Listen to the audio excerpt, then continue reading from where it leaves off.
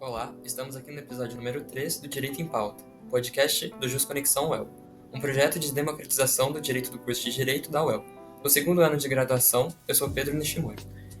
E eu sou o Francisco Serino, também de segundo ano da graduação, e a pauta de hoje é Setembro Amarelo e o crime de incentivo. Antes de qualquer coisa, gostaríamos de deixar aqui um aviso de gatilho para o pessoal que está nos acompanhando, pois vamos falar de alguns assuntos sensíveis como violência, suicídio e crimes reais contra crianças e adolescentes. Caso não se sinta confortável com a temática, te convidamos a conferir os outros episódios do Direito em Pauta no YouTube e Spotify e nos acompanhar no @jusconexão.el no Instagram, para ficar por dentro de diversos conteúdos e atualidades sobre o direito. Voltando para o episódio de hoje. O número de suicídios no Brasil cresceu em quase 50% entre 2010 e 2021. O aumento mais expressivo ocorreu na taxa de suicídio entre jovens e, segundo a Sociedade Brasileira de Pediatria, SBP, todos os dias 3 crianças cometem suicídio no país. Neste episódio, vamos abordar como o crime de incentivo e auxílio ao suicídio e a automutilação através das redes sociais tem se tornado um problema alarmante nos últimos anos, algo particularmente preocupante em se tratando de proteção das crianças e adolescentes. Para nos ajudar a entender melhor esse assunto, temos a honra de receber o professor e doutor Marcos Daniel Veltrini Ticianelli, advogado, doutorando em Direito Negocial pela Universidade Estadual de Londrina, UEL, mestre em Direito Penal pela Universidade Estadual de Maringá, UEM, e especialista em Direito e Processo Penal pela UEL. Professor, é uma honra em recebê-lo. A honra é toda minha. Antes de mais nada, bom dia a todos. Agradeço muito o convite feito por vocês que participam, então, do projeto. O JusConexão, então, veio para dar essa democratização, né, aos trabalhos desenvolvidos ali pelos projetos do curso de Direito, da professora Juliana, Ana Cláudia.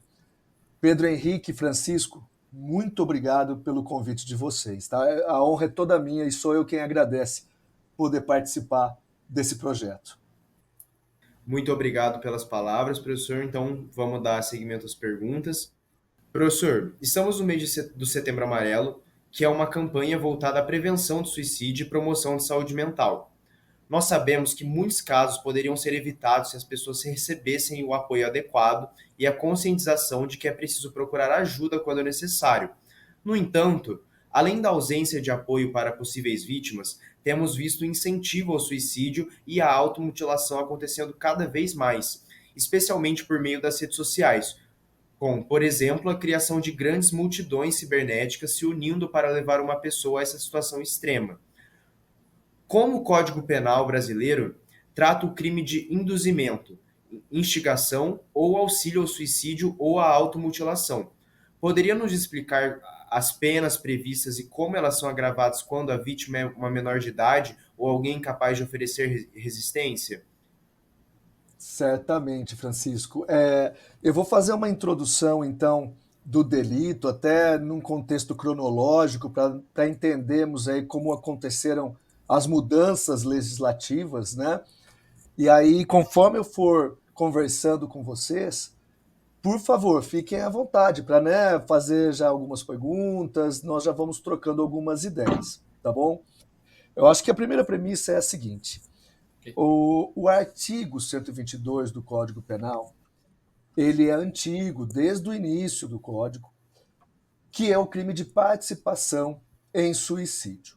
Ele é um crime doloso contra a vida, no capítulo dos crimes contra a vida no Código Penal, e a competência de processamento e julgamento dele é do plenário do júri. Tá? Então, especificamente em relação à participação em suicídio, nós já temos um histórico legislativo em relação a isso. Sempre existiu.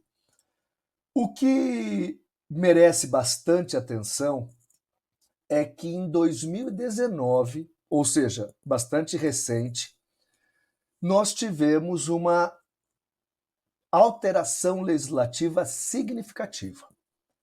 O artigo 122 ele sofreu assim profundas alterações.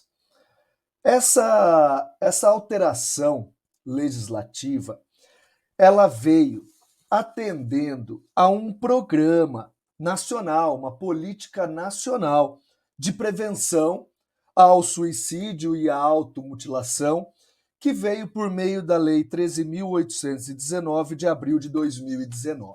Então, esse basicamente é o cenário, né? Nós tínhamos índices alarmantes e o Brasil, não só na questão penal, não só na questão jurídica, mas de uma forma geral, institui uma política pública nacional de prevenção ao suicídio e à automutilação, que aconteceu ali em abril de 2019.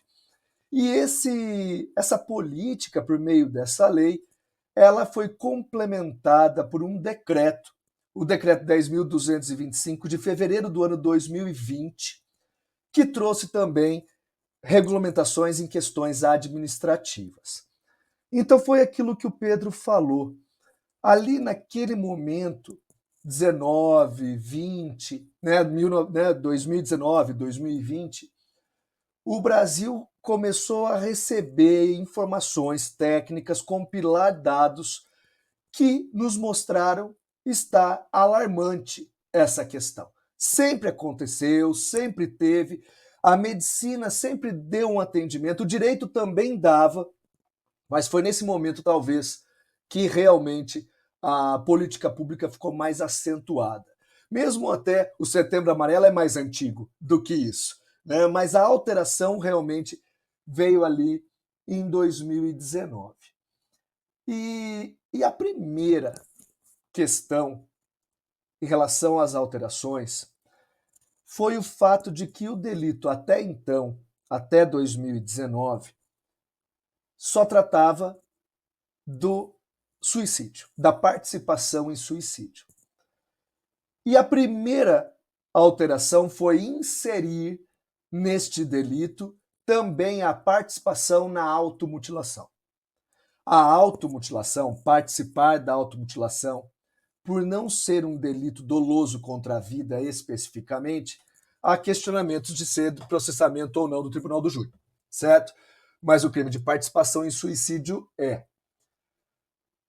Mas além dessa alteração, que foi o de incluir a automutilação também no delito, outras questões foram alteradas em 2019 na legislação e duas questões que dizem respeito a situações ou muito conhecidas ou muito importantes.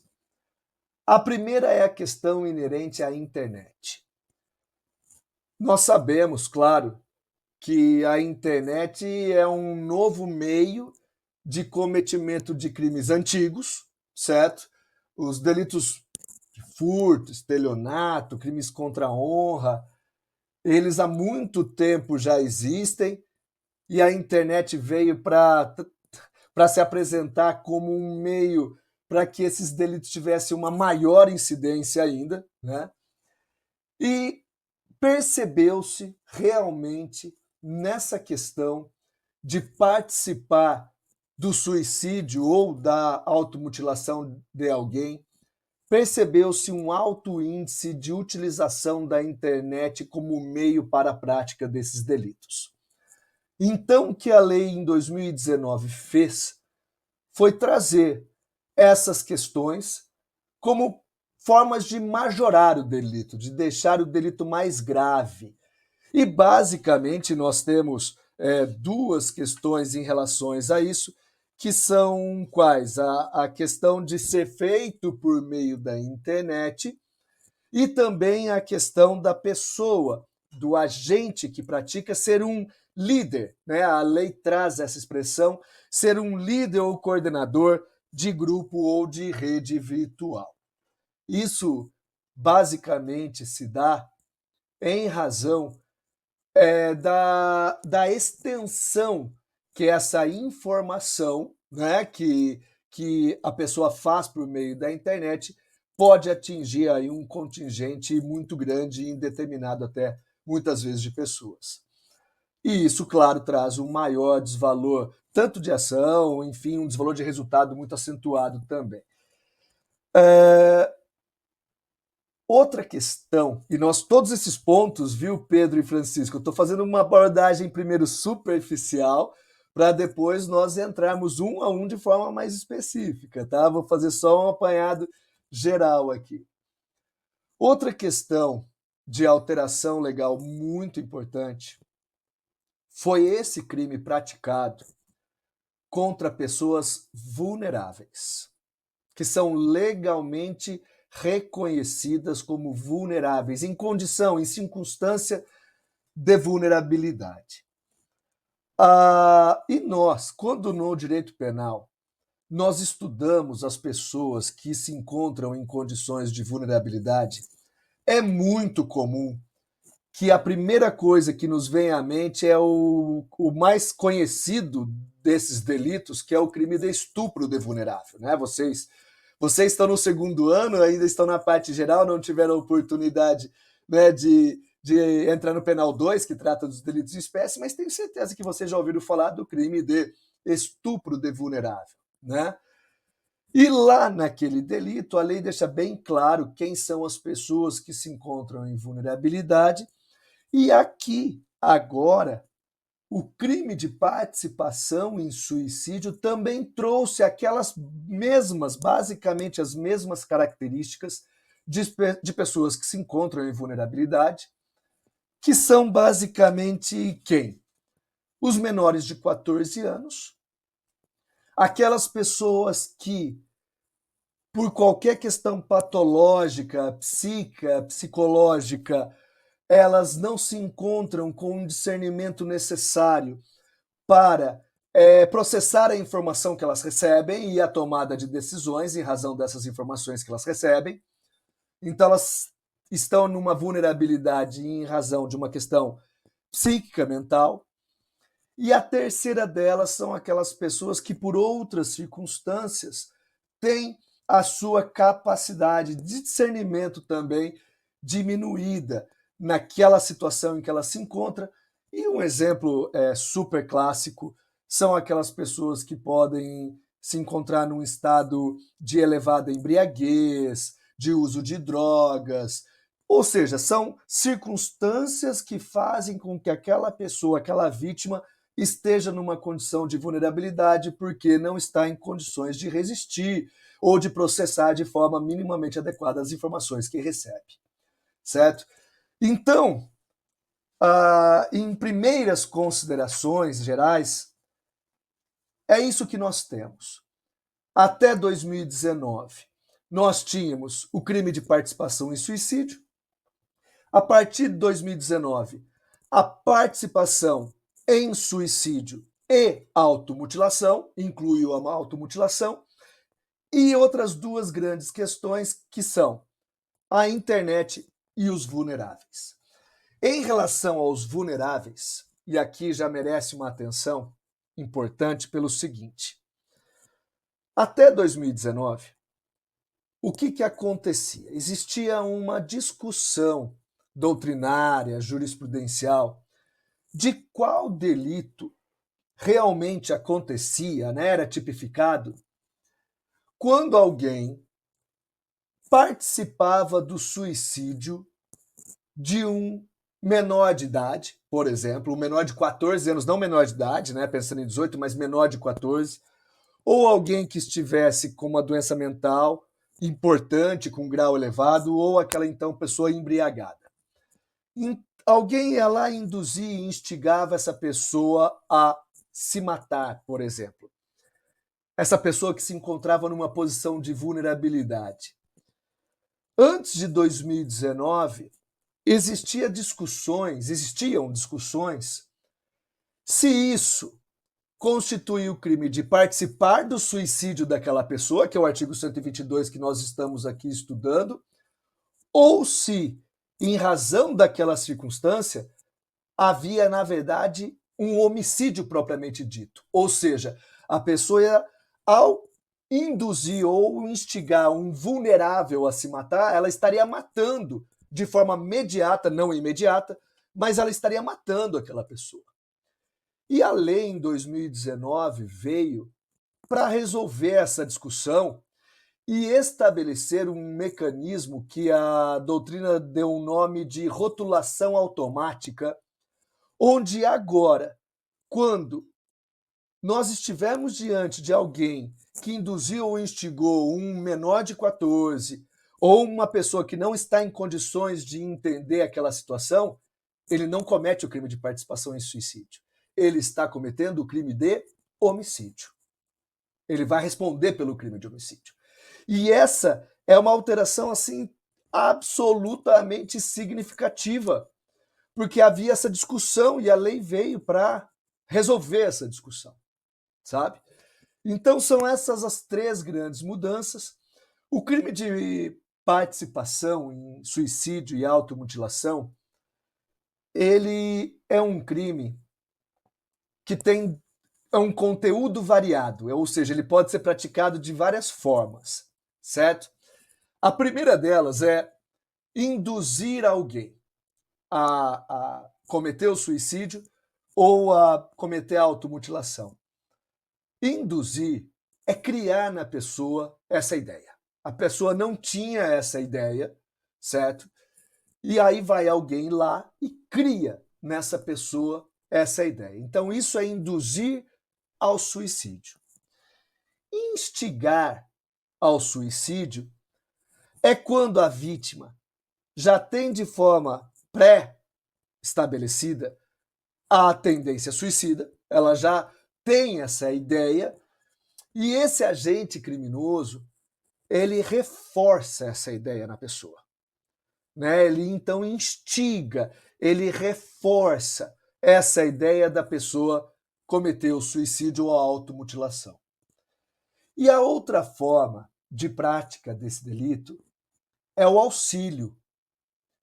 O auxílio material no aspecto da pessoa viabilizar meios dessa vítima cometer o suicídio ou a automutilação. Então é um agente que consegue a arma, é um agente que consegue o veneno, é um agente que ensina como vai fazer, vai tomar o veneno, percebem?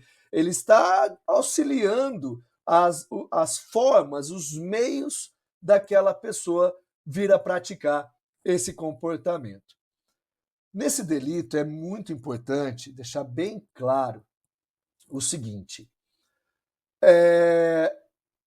o sujeito criminoso ele não pode ingressar o chamado ato executório da morte ou da automutilação.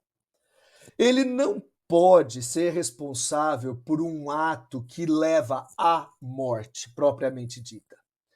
A morte ou a automutilação tem que vir de atos executórios da vítima. Por quê? Porque se o agente criminoso comete um ato que é a causa daquela morte, ele vai responder por homicídio. Então ele não pode ingressar os atos executórios. O ato executório tem que ser da pessoa da vítima. Isso tem que estar muito bem delimitado para fins de responsabilidade, para fins de tipificação, certo?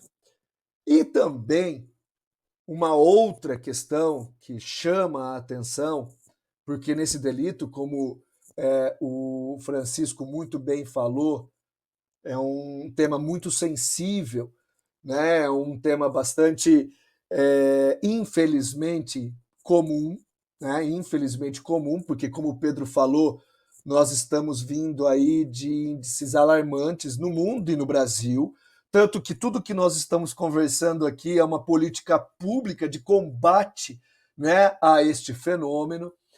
E uma outra circunstância que acontece, então, é a ideia de suicídios coletivos, tá? Ou seja, pessoas que combinam de se matar. E aí é preciso ver, nessas circunstâncias, o comportamento de cada um. Então, pessoas que combinam de se matar, uma sobreviveu, outra morreu. Aquela que sobreviveu responde, não responde? Se foi ela que cometeu o ato executório da morte da outra pessoa, ela pode responder por homicídio, percebe? Se ela não cometeu o ato executório daquela outra pessoa que morreu, ela vai responder por participação em suicídio. nós temos que ver exatamente o que foi que aconteceu ali naquele cenário daquelas pessoas que estavam naquele contexto, né? O local daquela ocorrência para identificar a responsabilidade de eventual pessoa que possa ter sobrevivido, né, de uma situação como essa. É muito importante partirmos também da premissa do seguinte: o Brasil não pune a autolesão. Então, se alguém tentar o suicídio e não falecer, nós temos nenhuma responsabilidade penal em relação a ela. Nenhuma responsabilidade penal. O Brasil não vai punir a tentativa de alguém em cometer o suicídio, certo? Agora, o Brasil tem uma política de combate, de enfrentamento e de proteção da vida humana. Lógico, de proteger a vida humana. E nesses casos, então, de suicídio, enfim, o Brasil pune quem participa, quem induz, instiga e auxilia essa outra pessoa a cometer este ato. Então, a responsabilidade penal desse terceiro que ajuda, de alguma forma, alguém a cometer o suicídio é uma responsabilidade penal, porque o direito penal ele está, nesse contexto, para a proteção da vida das pessoas. Então, eu fiz, até muito longo, de 20 minutos, um panorama aberto, né, desse delito, e fico à disposição de vocês para perguntas, e vamos começar um bate-papo nosso aqui, né? Como o senhor mesmo já deu uma contextualização, um dos grandes desafios do mundo moderno é o impacto das redes sociais na juventude. Com o aumento da conectividade e o amplo acesso à internet, muitos adolescentes acabam expostos a conteúdos nocivos, bullying e desafios perigosos, bem como a fóruns em que o comportamento violento e extremista é encorajado. O senhor acredita que seria possível uma regulamentação mais rígida sobre o uso das redes sociais e de telas entre menores de idade para prevenir os casos de suicídios e automutilações? Quais são os desafios e possíveis soluções para isso?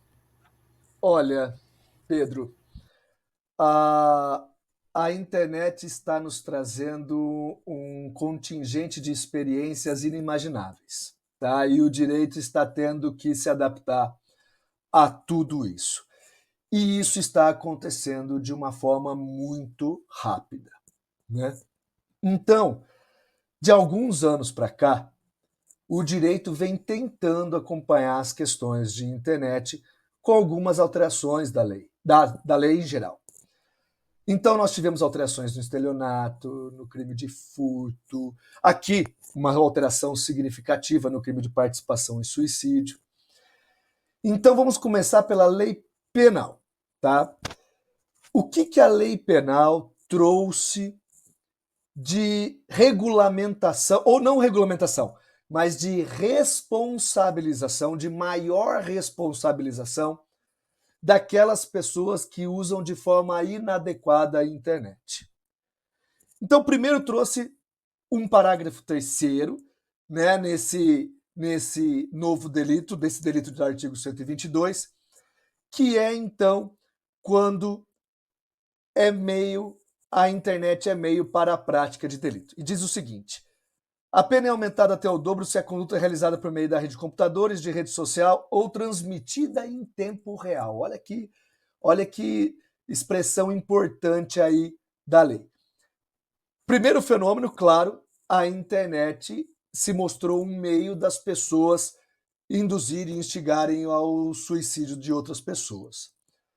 E por mais estranho que possa parecer, nos causar estranheza, muitas vezes isso acontece em tempo real, né? Isso acontece em mecanismos cibernéticos, redes sociais em tempo real. Então, o direito penal veio para tentar evitar, combater este tipo de fenômeno e também de responsabilizar quem age dessa forma. Também veio nessa questão de internet aquilo que eu falei muito rapidamente, que é o quê? uma pena em dobro se o autor desse delito é um líder ou coordenador ou administrador desse grupo, comunidade de rede virtual, ou dos responsáveis, né, por essas redes sociais. Então veja que este parágrafo 5º, ele já se aproxima exatamente disso que você perguntou, das responsabilidades de quem está à frente dessa questão da internet. Pedro e Francisco, quanto mais complexas são as nossas relações, mais responsabilidades nós temos. E essas pessoas que hoje se apresentam como líderes, como influenciadores, talvez seja esse, eu não sou exatamente um expert no assunto, mas os influenciadores, em geral, das mídias sociais, aquilo que eles fazem em relação às pessoas que eles atingem, isso gera responsabilidade. De todas as naturezas, de todos os ramos do direito. Responsabilidades inerentes à liberdade de expressão, responsabilidades inerentes à responsabilidade civil. E, no que diz respeito à prática de crimes, por exemplo, incitação ao crime, apologia ao crime, que não é o caso aqui, tá? Mas vocês sabem que existe crime de ficar incitando outros a praticarem crimes. Existe crime de você ficar dando apologia, enaltecendo a prática criminosa. Não pode. Fazer isso por meio de líderes de redes sociais, isso tem um desvalor de resultado. Isso gera um resultado muito mais drástico para o meio em que nós vivemos, porque a repercussão disso é muito maior. Então, esses líderes, quando entram neste contexto de induzir ou instigar, ou de qualquer forma ensinar como é que as pessoas podem se matar, é uma responsabilidade gigante, enorme, não pode. E a lei penal já vem como uma forma de regulamentação, com esse novo parágrafo 5º do artigo 122 de 2019.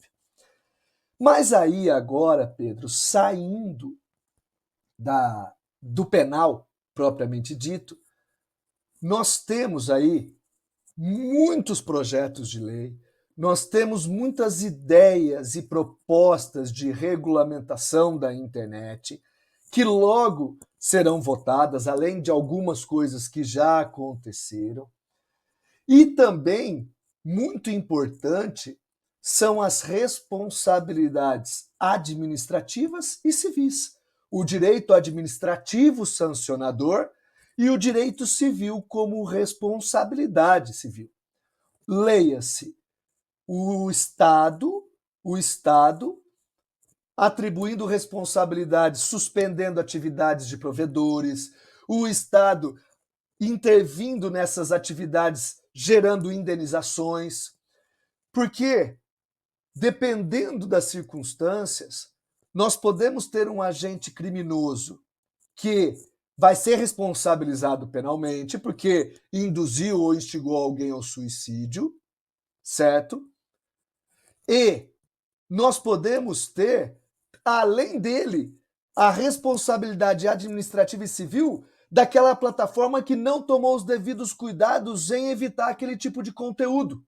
Por exemplo, essa é a abrangência, essa é a discussão, é isso que se procura alcançar, né? Um nexo maior tanto de responsabilidade de todos os envolvidos nessa cadeia. Claro que com os devidos cuidados da responsabilidade para aquilo que realmente é da competência de cada um, para também não atribuir responsabilidade de forma injusta a algumas pessoas, mas estendendo a toda a cadeia todas essas pessoas que estão nesse contexto aí da internet, né? Perfeito, professor. Muito obrigado. Muito obrigado. Eu achei extremamente pertinente o assunto, as suas palavras, mas então vamos dar continuidade aqui. Bom, Casos como o jogo da baleia azul, onde jovens faziam desafios perigosos que envolviam se colocar em situações de risco cada vez maiores, praticar automutilações progressivamente mais graves e, por fim, cometer Sim. suicídio, destacam como certos comportamentos e conteúdos online podem ser utilizados para manipular jovens a cometerem atos perigosos, que podem custar suas vidas ou as de outras pessoas. Essas práticas expõem a fragilidade dos adolescentes em um ambiente digital que muitas vezes não tem o controle ou a regulamentação adequada. Professor, o caso do jogo da baleia azul revelou a complexidade para responsabilizar criminalmente aqueles que criam e propagam esses desafios online. Quais são os maiores desafios jurídicos em identificar e punir os responsáveis por esse tipo de conteúdo, especialmente quando ele é disseminado de forma anônima ou internacional? Olha, Francisco, essa é uma pergunta absolutamente importante. E aí nós saímos do direito penal e vamos entrar no processo penal, principalmente, tá? Porque no processo penal nós temos o inquérito policial e a ação penal, né? Mas especialmente o inquérito policial como um mecanismo de identificação de eventuais autores delitivos, certo? Porque o que acontece? Quando nós vamos investigar um crime, o Estado vai investigar um crime, duas coisas precisam especialmente, principalmente ser investigadas: a autoria e materialidade do delito. A materialidade, num jogo como esse, não é talvez tão difícil identificar, porque por meio ali da rede, você percebe que existe uma plataforma que está incentivando alguém a fazer cometer automutilação ou suicídio. Então, a perícia vai lá, entra no sistema, no internet, e identifica, olha, o perfil tal está fazendo isso, tal dia, essas são as características e tudo mais. Então, a materialidade, ou seja, está acontecendo um crime, talvez não seja a maior dificuldade, certo? A dificuldade está exatamente nos mecanismos de identificação do autor desses delitos. Porque isso vai envolver um mecanismo de investigação cibernético, tecnológico, e que exige, por parte do Estado, um avanço que, por maiores que sejam os esforços despendidos para isso, muitas vezes, infelizmente, o Estado talvez não esteja em condições de alcançar a tecnologia que muitas vezes a iniciativa privada, pessoas privadas têm, para se ocultar, não é? Para se esconderem, para não serem rastreáveis. O Estado, é bom deixar isso bem claro, veja, quem trabalha na polícia, quem trabalha no Ministério Público, trabalha assim no limite do possível, sabe? Eles fazem de tudo, trabalham firmemente, porque o trabalho é assim exaustivo, e trabalham com aquelas ferramentas que o Estado lhes oferece, que às vezes pode não ser o suficiente. Então, não é o problema das pessoas, muito ao contrário, essas pessoas, a polícia, o Ministério Público, eles estão trabalhando assim absolutamente. Mas nós sabemos que não é fácil. E aí existem, espalhadas pelo Brasil, e posso dar o exemplo aqui do estado do Paraná, existem já delegacias especializadas de crimes cibernéticos. Então vou dar um exemplo aqui do Paraná que é basicamente o seguinte: Londrina não tem, a princípio, até onde eu conheço, uma delegacia específica de crimes cibernéticos. Londrina tem mecanismos de investigação, claro que também não tem, eles têm alguns mecanismos para investigar questões cibernéticas. Nós temos, né, grupos especializados e tudo mais. Só que Curitiba, né, na capital, existe a central, a Delegacia da Polícia Civil de Crimes Cibernéticos. E aí as questões mais complexas são todas levadas para lá. E ao levar para lá, imaginem vocês a quantidade de trabalho e a complexidade do trabalho que essa delegacia não desenvolve. Né? Eu já tive alguns contatos com eles e os contatos que eu tive eu pude perceber, primeiro, o trabalho deles é excelente, mas é uma demanda, né, muito significativa. E não é fácil mesmo, Francisco. A tecnologia acompanhar a evolução dessas pessoas em se ocultarem. Além desse problema de processo penal, portanto, de investigação, e olha, não é fácil e muitas vezes eles encontram, porque eu já vi algumas operações que apresentaram algumas perícias vindas do Estado em que eles identificaram coisas assim, eu não acreditei a hora que eu vi realmente a qualidade do trabalho que foi desempenhado, né? Então, no aspecto do processo penal, nós temos essa questão dessa dificuldade realmente tecnológica de se encontrar. No direito penal, nós temos outras duas questões, ou no processo penal ainda, nós temos uma questão importante, que é a extraterritorialidade. Territorialidade e extraterritorialidade, que são as questões do direito penal, né, internacional também.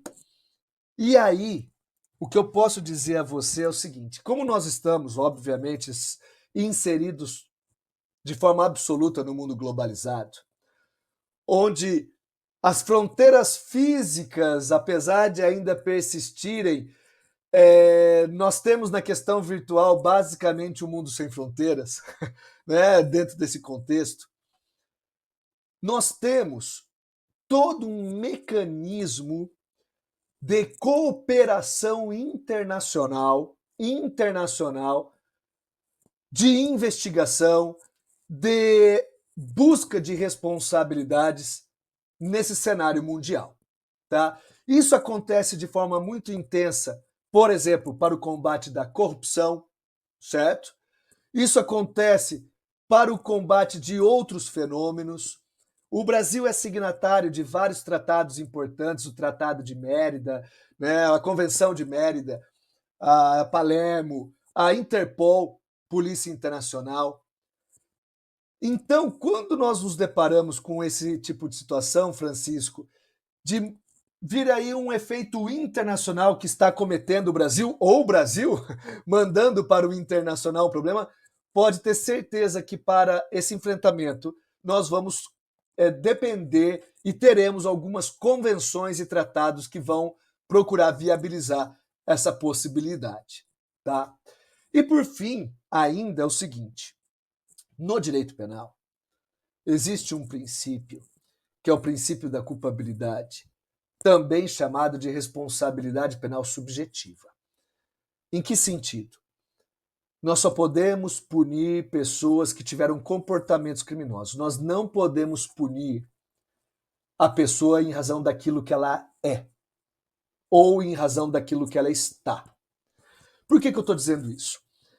Aconteceu de uma determinada rede social, alguém, um líder de uma rede social, cometeu um crime de participação em suicídio. Então, ele estava incentivando pessoas a cometerem o suicídio. Mas, em razão de recursos tecnológicos avançados, não foi possível identificar quem era, porque ele usou um nome falso, porque ele se blindou de todas as formas possíveis, né, para não ser identificado. E aí, de repente, nós temos que tomar o devido cuidado para não levar essa responsabilidade penal para o dono da plataforma que ele usou, por exemplo, onde ele se hospedou. Para não levarmos para o dono da empresa que ele usou para fazer a sua atividade, porque isso seria uma responsabilidade objetiva, entende? Nós temos que tomar cuidado. Então aquela pessoa é o dono da empresa que hospedou determinado site. Nós não identificamos lá aquela pessoa do site, vamos atribuir uma responsabilidade ao dono da empresa. Não existe essa relação automática. O ideal é por uma questão de responsabilizarmos penalmente somente aqueles que tiveram comportamentos, identificar quem foi que realmente induziu, instigou ou auxiliou alguém a cometer o suicídio. Recentemente, tivemos notícias de inúmeras operações policiais para a investigação de grupos que incentivam o suicídio e automutilação entre jovens em plataformas digitais. Um exemplo é a Operação Dark Room, que revelou um grupo de aliciação de menores na rede social Discord, liderado por um usuário conhecido como King, em que eram promovidas sérias violações sexuais, tortura, instigação à automutilação e ao suicídio. Essa operação foi muito importante para evidenciar o verdadeiro perigo das redes sociais para os jovens e os impactos devastadores que podem ter em suas vidas. Como o senhor acredita que o direito penal pode enfrentar essa realidade de crimes cibernéticos cometidos em ambientes digitais privados, como o Discord? Como podemos identificar e prevenir essas práticas de maneira mais eficaz? Excelente observação. E aí nós temos que levar em consideração, eu acho que duas grandes instituições brasileiras de enfrentamento da criminalidade, que é, de um lado, o CNJ, o Conselho Nacional de Justiça, e de outro, o Ministério Público, certo? Que são duas instituições que estão à frente do combate da criminalidade. E tanto o CNJ como o Ministério Público, eles estabelecem metas e estruturam organizações específicas para o combate de determinado tipo de fenômeno criminológico. Então, vou dar um exemplo que me veio agora à mente. O Ministério Público Federal, principalmente, tem um mecanismo muito importante de enfrentamento e de libertação de pessoas em tráfico de pessoas. Então, é todo um contexto nesse sentido, onde uma política pública é formada para, de forma específica, combater aquele fenômeno. E não poderia ser diferente a questão da internet. Tá? De 2020 para cá, as questões, os cuidados com a internet alçaram a condição assim de grande relevância na política estrutural brasileira, certo? Em vários setores, E o combate da criminalidade por meio da internet é uma dessas políticas. Então, a criação, como eu disse, de delegacias especializadas, mecanismos do CNJ e do Ministério Público especializados, porque daí, veja, Pedro e Francisco, ao fazer isso, ao arregimentar agentes que vão entrar neste programa, eles vão se especializar no assunto, porque não é simples. E ao se especializar no assunto, um promotor de justiça, um juiz de direito, né, toda uma equipe de uma delegacia da Polícia Civil, ao se especializar nesse assunto, em pouco tempo, em curto tempo de trabalho, eles já começam a surtir efeitos. Porque é muito difícil você atribuir a um promotor ou a um delegado que ele tem que fazer 1000 tarefas. E uma delas olha, nós temos aqui um problema super sério que é combater esse tipo de crime. Não é simples, aliás, é dificílimo. O ideal mesmo é exatamente isso que você falou. Verticalizar, especializar. E nós temos políticas públicas nesse sentido, sim. Então, ao identificar... Olha, por exemplo, o tráfico de drogas por meio da internet. Existem... Se o enfrentamento ao tráfico de drogas já tem toda uma estrutura montada e preparada, dentro dela tem a da internet, por meio da internet. Então, atendendo a esta política de 2019 e 2020, por meio dessas leis que nós falamos, de combate, enfrentamento ao suicídio e à automutilação, essas instituições vêm se especializando para poder cada vez mais enfrentar de forma adequada esse tipo de criminalidade. Muito obrigado, professor. Vamos dar continuidade aqui à nossa última pergunta. Então, por fim, sabemos que a legislação penal é uma ferramenta importante para a proteção contra o induzimento, a instigação e o auxílio ao suicídio e à automutilação, mas não é e não deve ser a única. Por isso, além das punições previstas em lei, o que mais pode ser feito em termos de políticas públicas e educacionais para proteger os jovens e reduzir a incidência desses crimes? A combinação entre punição e prevenção pode ser o caminho? Acho legal, até porque traça um paralelo justamente com o assunto que você estava tratando, né? Olha, essa é a questão, acho que auge do negócio aí da nossa conversa, tá? Por quê? Nós temos que tomar muito cuidado com a lei penal para não usá-la de uma forma meramente simbólica. Essa ideia do simbolismo penal não nos traz bons resultados. E a ideia de usar o direito penal exclusivamente como o meio que vai resolver estes problemas de combate ao suicídio, enfrentamento do suicídio e automutilação, não parece a ideia mais adequada. O direito penal é um dos mecanismos. É um dos. E, para ser bastante sincero com você, o direito penal, veja, ele está muito mais relacionado nesse contexto a procurar punir aquilo que já aconteceu do que propriamente evitar que aqueles comportamentos aconteçam. E o evitar tanto a pessoa em pensar em praticar esse ato do suicídio, como evitar que alguém auxilie nisso, isso vem principalmente de uma política pública pura, administrativa, que vai ter como base, penso eu, sinceramente, duas grandes frentes: a educação e a saúde. Trabalhar com esses ministérios, trabalhar com essas políticas. Tanto que o setembro, me perdoe até se eu vou falar algo errado, porque tudo aqui a gente vai estudando, talvez eu tenha falado algumas coisas erradas, aí a gente vai estudando para conversar, mas a impressão que eu tive é que a ideia de Setembro Amarelo até, na verdade, veio da medicina, veio de questões médicas, parece que veio dali, não tenho certeza, mas veio de um programa mais da saúde, mais recentemente encampada pelo direito, sabe? Mais recentemente por essas políticas do direito.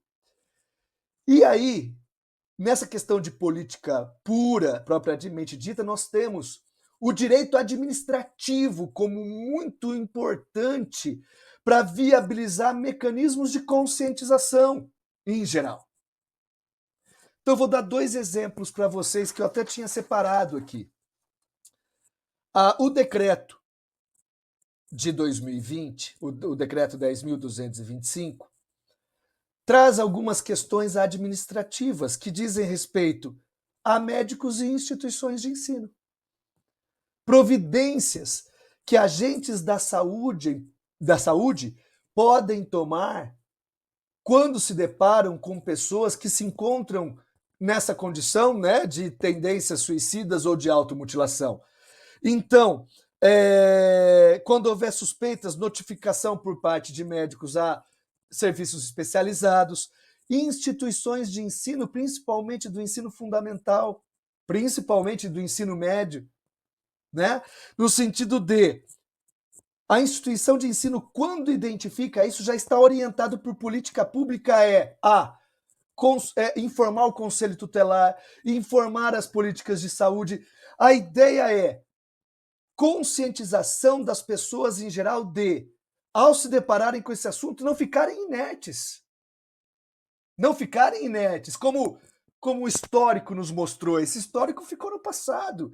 As pessoas têm que ser incentivadas por políticas públicas a ter iniciativas que possam efetivamente contribuir. Então, se nós tivemos, não só pensando no direito penal, porque, para ser bastante sincero, é a minha área, é o que eu estudo, é o que eu trabalho, mas essa talvez seja a última mesmo, até por princípio constitucional, última ratio, nós temos que deixar o direito penal para aquela última circunstância, aquele último momento de ter que penalizar uma circunstância que aconteceu. Antes disso, nós temos todo um contexto que me parece estar realmente mais focado na família, no ensino, na saúde e nas políticas públicas propriamente ditas que vão viabilizar todo esse contexto. Nós estamos aí em épocas de eleições, tudo bem que agora são eleições municipais, mas principalmente as próximas, não essas eleições, agora a próxima, né? Deputados estaduais, deputados federais, a mais ampla, né? Todas são importantes. Mas esses agentes políticos todos viabilizarem mecanismos administrativos de conscientização das pessoas em geral. Por isso, a campanha Setembro Amarelo, como existem outras campanhas, são importantíssimas. Veja, foi essa campanha que nos trouxe aqui conversar. Né? Foi essa campanha que nos trouxe aqui para falar do assunto. E que isso é importante e que temos que todos ter essa conscientização desse enfrentamento que temos pela frente. Muito obrigado por suas respostas. Infelizmente, nosso tempo já está chegando ao fim. Foi um prazer tê-los conosco. Muito obrigado. Agradeço novamente Pedro, Francisco, tá? As coordenadoras do projeto e desejo um bom trabalho. Espero ter contribuído aí com algumas informações. Tá bom? Muito obrigado. Caso você ou alguém que você conhece esteja precisando de ajuda, o Centro de Valorização da Vida promove apoio emocional e prevenção de suicídio pelo telefone 188 ou pelo site cvv.org.br. O atendimento é gratuito e o centro garante sigilo total, atendendo por telefone, e-mail e chat 24 horas por dia, 7 dias por semana. Outros recursos de apoio que podem ajudar quem está nos ouvindo são o Mapa de Saúde Mental, que é um site para encontrar informações confiáveis sobre locais disponíveis para te ajudar a encontrar ajuda e diferentes tipos de atendimento psicológico. O Pode Falar é um canal que escuta organizado pela Unicef Brasil para adolescentes e jovens entre 13 a 24 anos. Lá é possível encontrar material de apoio para você e a sua saúde mental e direcionamento para serviços próximos a você. A Clínica Psicológica da UEL, onde estudantes, servidores, docentes, a comunidade externa podem solicitar atendimentos psicológicos, entrando em contato pelo telefone 43 3371 4237. A equipe disponibiliza uma série de conteúdos e orientações importantes voltados para criança, adolescentes, adultos, idosos, casais e a comunidade LGBTQIA+. Todos os links desse serviço estão disponíveis na descrição do episódio. Isso encerra o nosso episódio de hoje. Para você que nos ouviu até aqui, vamos te fazer um convite. Seguir o nosso projeto de extensão lá no Instagram, @jusconexão.uel. Por lá, você pode ficar ligado nos diversos conteúdos relevantes sobre o direito e saber quando sair no próximo episódio. Esse foi o Direito em Pauta, o podcast do JusConexão UEL, um projeto de democratização do direito do curso de Direito da UEL, disponível no YouTube e no Spotify. Para a produção deste episódio trabalharam Maria Luísa Nogueira, Matheus Fagundes, Pedro Castro, Léo Gravena, Pedro Nishimura e Francisco Serino, Roberto Colácio e Júlia Calipo, sob supervisão das professoras Juliana Pavão e Ana Cláudia Pinheiro. Eu sou Pedro Nishimura. E eu sou Francisco Serino. E nós ficamos por aqui. Obrigado por nos ouvir e até a próxima pauta.